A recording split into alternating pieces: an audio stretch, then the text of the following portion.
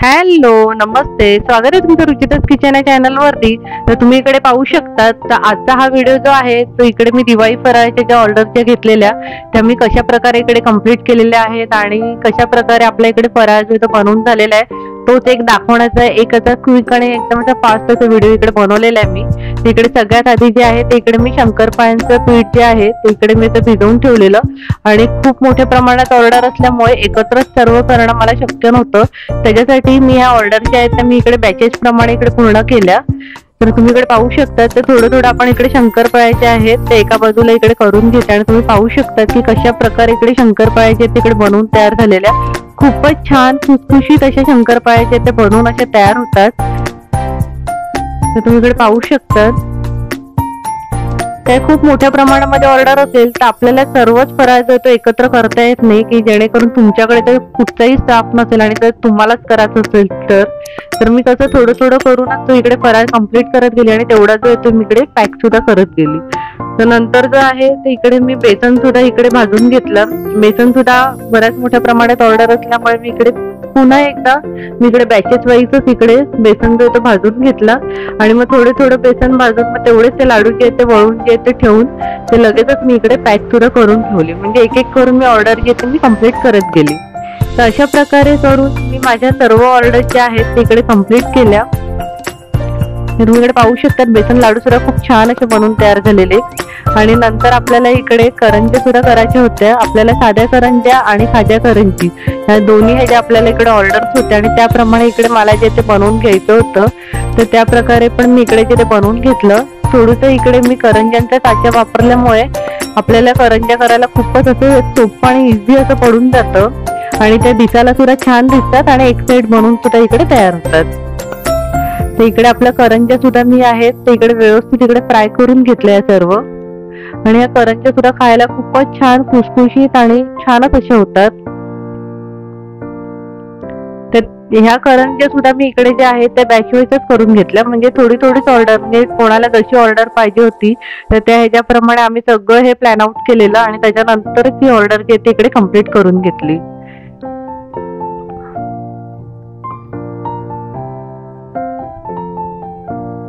तुम्ही इकडे पाहू शकता की किती मस्त ह्या करंज्या ज्या आहेत ते इकडेच्या फुगत होत्या.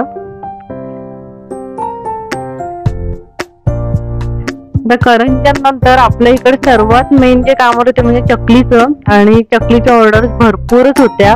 त्याच्यामुळे मला जवळजवळ 3 ते 4 दिवस कुठची ऑर्डर मी करत असली तरी मला चकली जी आहे ती मला रोजच्या रोज मला करावी लागत होती. तुम्ही इकडे पाहू शकता सतत 4 ते 5 दिवस कंटिन्युअसली रोज रात्री 3-3 वाजेपर्यंत जागून मी ह्या ऑर्डर जे ते कंप्लीट केल्या. माझ्या मदतीला आई होत्या, आशिष होते पॅकिंगसाठी वगैरे, त्या आई होत्या मदत करायला सर्व करंजीचं पीठ वगैरे ते करायला, लाडू बिडू वळवायला. त्याच्यामुळे ही ऑर्डर जी ती मला इझी पडली. तर इकडे आपला चुरमे लाडू सुद्धा जी ऑर्डर जी होती त्यासाठी ते रवा जो तो पूर्ण तुपामध्ये तळावा लागतो, त्याच्यानंतर लाडू जे ते वळवायला लागतात हे सर्व ते सुद्धा खूप किचकट आणि ते लाडूचं जे काम होतं ते सुद्धा आपल्या इकडे झालं. त्यानंतर इकडे मला खाऱ्या शंकरपाळ्या होत्या नमकीन, त्याची ऑर्डर्स होत्या. त्या सुद्धा खूप छान आणि खुसखुशीत अशा बनवून अशा तयार अशा होतात.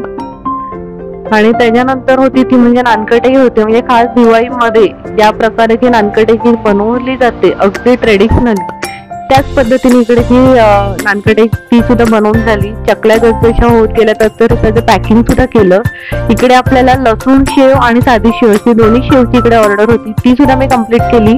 आणि नानकट्याची ऑर्डर जी होती ती सुद्धा मी इकडे बॅच वाईज जी आहे तिकडे मी हळूहळू करत इकडे कंप्लीट केली. तुम्ही इकडे पाहू शकता वरती मस्त असा पिस्ता वगैरे लावून जे ती नानकटे झाली आणि एका बाजूला आपली इकडे लसूण शेव सुद्धा जी ती बनवून तयार झालेली. खूपच छान आणि टेस्टी आणि अशी शेव जी ती आपली बनवून होते.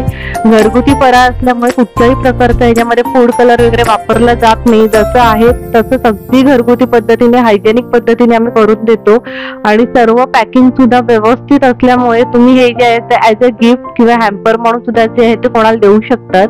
तर आपल्याकडे दिवाळी साठी फराळ सुद्धा इकडे कस्टमाइज करून एका बॉक्स मध्ये पॅक करून कोणाला जर गिफ्ट म्हणून द्यायचं असेल तशाही ऑर्डर्स होत्या, तेही आम्ही कंप्लीट करून दिलेल्या इकडे. तुम्ही इकडे पाहू शकता तर इकडे कशा प्रकारे आपले लाडू करंज्या सर्व जे तिकडे पॅक झालेलं इकडे मस्तपैकी आपली नानकटाई सुद्धा इकडे बेक करून झालेली, अगदी ट्रेडिशनली जशी दिवाळीमध्ये नानकटी बनवतात त्याच पद्धतीने केलेली. आणि सर्वात मोठं आणि डिफिकल्ट काम ते म्हणजे होतं अनारसे. त्याच्या सुद्धा ऑर्डर्स होत्या आपल्याला आणि त्या सुद्धा खूपच छान मस्त असं बनवून झालेलं. अगदी घरगुती पिठापासून अनारसाचं पीठ बनवण्यापासून आपण हे जे ते केलेले होते अनारसे. आणि हे अनारसे जे ते खायला खूपच कुरकुरीत आणि खुसखुशीत असे होतात. ते हे तुम्ही पाहू शकता कशा प्रकारे इकडे अनारसाचं पीठ सुद्धा इकडे तयार झालेलं माझं आणि मस्तच झालेले हे सुद्धा अनारसे.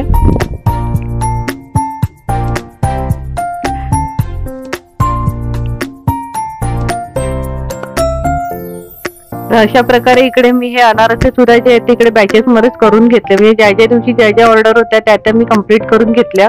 हे सर्व जे ते शूट करणं मला म्हणजे शक्य नव्हतं, पण जेवढं मला जमलं तसं मी थोडं थोडं जे ते शूट केलं. ते तुम्ही इकडे पाहू शकता की आपला जो इकडे फर्स्ट लॉट जो तो गेलेला त्याच वेळेला मी शूट केलेलं. त्याच्यानंतर मला खूप घाई होती ते देण्याची, त्याच्यामुळे मला ते तेवढं नाही शूट करता आलं. ते तुम्ही इकडे पाहू शकता तिकडे सुरमे लाडू, चिवडा, करंजी ह्याचे सुद्धा इकडे मी फोटो जे टाकलेले आहेत की त्याच्यामुळे तुम्हाला एक अंदाज येऊ शकतो की कशा प्रकारे रुचिताज किचन स्पेशल इकडे दिवाळी फराळ जो आहे तो कसा बनवून झाला.